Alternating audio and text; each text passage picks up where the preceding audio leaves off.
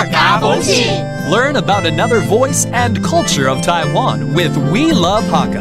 现在就让我们加入客家风情，一起发现客家之美。当日前日嘅移民之點，當到民眾會去現場看睇做工，嘅外國人講下也知道當城市會強下來點鬧熱，竟係記得也見日唔看到嘅睇做工有乜嘅變化冇？ The Yiming Festival, recognized as one of the Hakka Top 12 festivals by the Hakka Affairs Council, traditionally features the offering of a pig weighing over 600 kilograms, which always impresses attendees. However, with growing awareness of animal welfare, the Hsinchu Yiming Temple now uses rice pigs for the offering.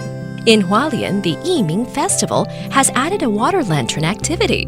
These thoughtful changes combine tradition with innovation, creating a unique and modern Yiming Festival. Hey, what's up? It's time to talk about Hakka here on ICRT. Hello， 大家好，我係邊個 Leo。 Hello， 你好，大家好，我係 Josephine。我知道 Leo 在聊这个义民节嘛？对对对。然后有一个很重要，就是要那个大猪公、胎主公，神猪比赛，神猪比赛，对，听过，但我还没有到现场看过。哦，我跟你说，以前我们家邻居哈，他们有养过神猪啊，就养神猪要非常非常的用心哦，你要让这个神猪能够住在冷气房里头，然后还有人去专门服侍它，让它吃很好吃的东西。对，要把它喂到上千斤去。对，没错没错，越重哈，你才能拿到那个大奖嘛。对，搞不好他没有那么喜欢，把它撑到那样子。我觉得这个过程对这个猪来说是不人道的，所以呢，现在我们也慢慢演化成其他的方式，尊重生命，希望它能够过得很好，这样子。哎，其实这是一个全球的趋势，像说西班牙的斗牛啊，看起来好像我们在挑逗它而已，对不对？可最后都是要刺死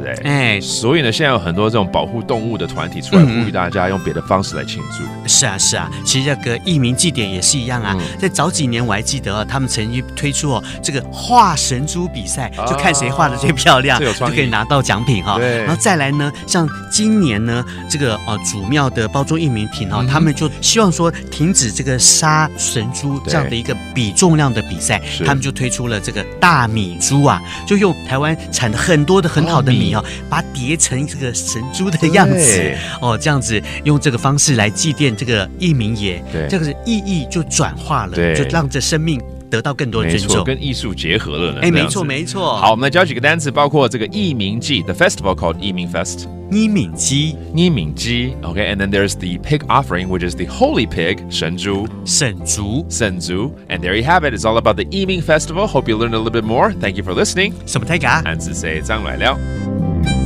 客家风情由客家委员会监制。 We Love Hakka has been brought to you by the Hakka Affairs Council.